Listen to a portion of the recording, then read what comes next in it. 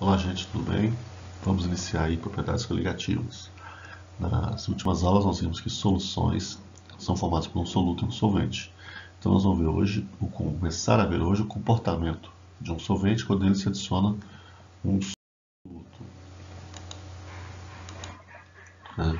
Então propriedades coligativas são mudanças que ocorrem no comportamento de um líquido. Quando comparamos, em análise química, um líquido puro e uma solução desse líquido como solvente, a presença de soluto provoca mudanças. As propriedades coligativas dependem unicamente do número de partículas de soluto dissolvidas, não dependendo da natureza do soluto. Quanto maior for o número de partículas de soluto dissolvidas, maiores serão os efeitos coligativos. Quais são esses efeitos?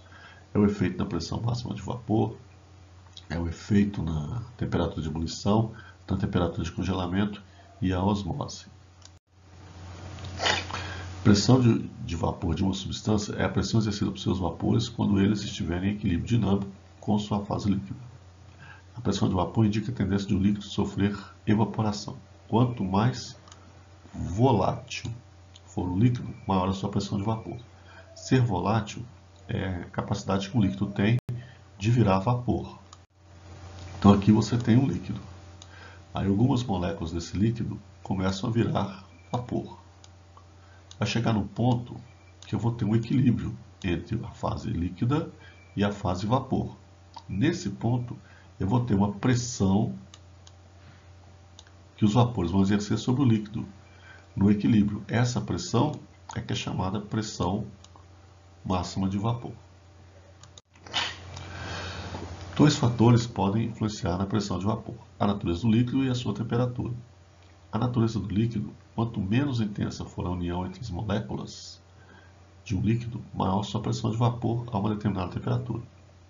Então é o seguinte, substâncias que têm interação intermolecular muito forte, quais são as interações intermoleculares?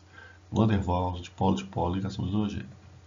Então, quanto mais forte forem as interações entre as moléculas, menos volátil vai ser esse líquido, menos vapor eu vou ter, menor a pressão de vapor sobre o líquido. Ok?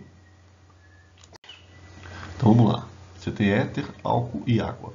Então, se você comparar aqui, ó, na mesma pressão, tá vendo? Na mesma pressão, as interações intermoleculares da molécula de água são mais fortes que no álcool etílico que no éter, que a água tem ligação de hidrogênio. Então, numa mesma pressão, a temperatura de ebulição da água é maior. Por quê? Porque as interações intermoleculares da molécula de água são mais intensas que no álcool e que no éter. Ok? Então, a temperatura de ebulição maior. Dos três líquidos, o mais volátil é o éter. Se você analisar bem aqui, ó, numa mesma temperatura, o éter tem uma pressão de vapor maior. Por quê? Porque como ele é mais volátil, mais vapores vão passar para o estado líquido, maior será a pressão desses vapores sobre o líquido. Ok? Análise do gráfico. Então está aqui, ó, a pressão de vapor em A é maior que em B, que é maior que em C. Esse é um gráfico de temperatura versus pressão. Então vamos lá, ponto de ebulição. O que é importante? Quanto mais volátil a substância, maior será a sua pressão de vapor, menor será seu ponto de ebulição. Ou seja, mais facilmente ele entra em ebulição quanto mais volátil for a substância. Tá? Quando é que um líquido entra em ebulição? Um líquido só vai entrar em ebulição quando a sua pressão interna, aqui, ó, então vou imaginar que isso aqui está um líquido aqui dentro, né? Entra em ebulição. Quando a pressão interna desse líquido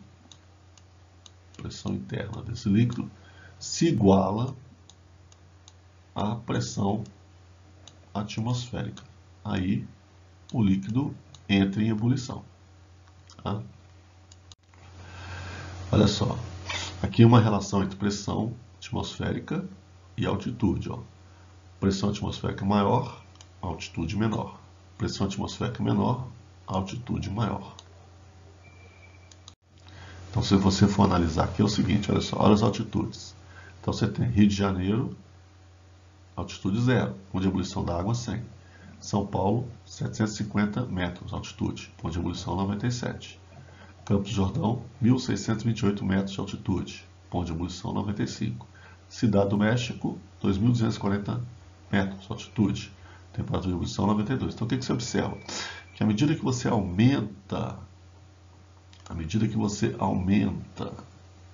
a altitude, a minha temperatura de ebulição, ela diminui, ok? De ebulição no caso da água. Então você diz o seguinte: quanto maior a altitude, menor a temperatura de ebulição, e vice-versa, visto que a pressão e temperatura são grandezas diretamente proporcionais. Quanto maior a altitude, menor a temperatura de ebulição, ok? Por esse motivo, a água ferve a uma temperatura mais baixa nas montanhas do que ao nível do mar. Tá aí. Bom, exercício 1. A tabela apresenta as pressões de vapor à mesma temperatura de 3 substâncias, 1, 2 e 3. Então tá aí a pressão de vapor, 60, 200, 260. Considerando as informações fornecidas, pode-se afirmar que a substância 2 está no estado gasoso à temperatura ambiente, a substância 2 apresenta menor pressão de vapor em maior altitude, a substância 1 apresenta maior intensidade na interação entre as suas moléculas, a substância 1 apresenta maior temperatura de ebulição se for adicionada a ela certa quantidade de substância 2, e a substância 3 apresenta a maior temperatura de ebulição.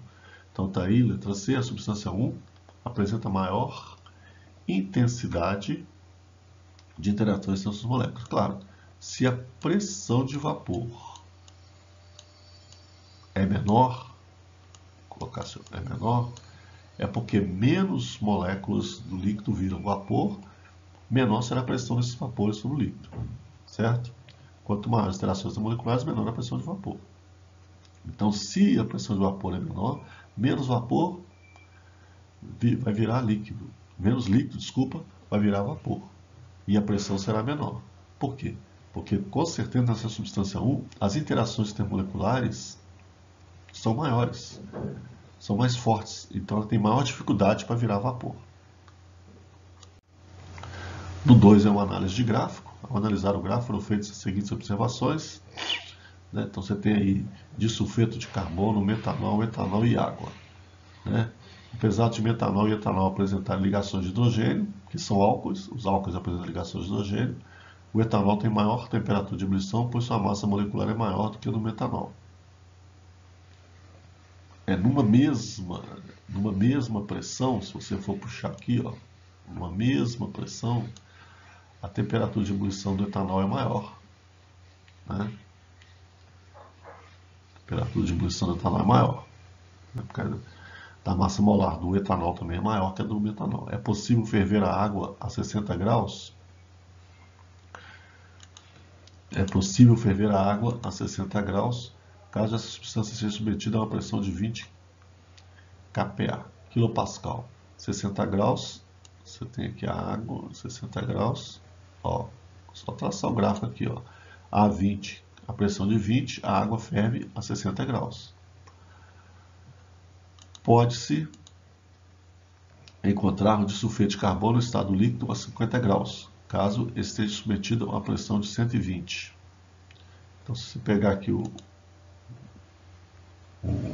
disulfeto a 120, ele vai estar aqui, a qual temperatura? A 50. 50 aqui, aqui. Aqui você vai ter um equilíbrio, Aqui você vai ter um equilíbrio, vamos dizer, líquido-vapor. Então, é possível encontrar na fase líquida. Então, todas as afirmativas estão corretas. Ok? Gente, aquele abraço. Próxima aula a gente entra com tonoscopia e ebulioscopia.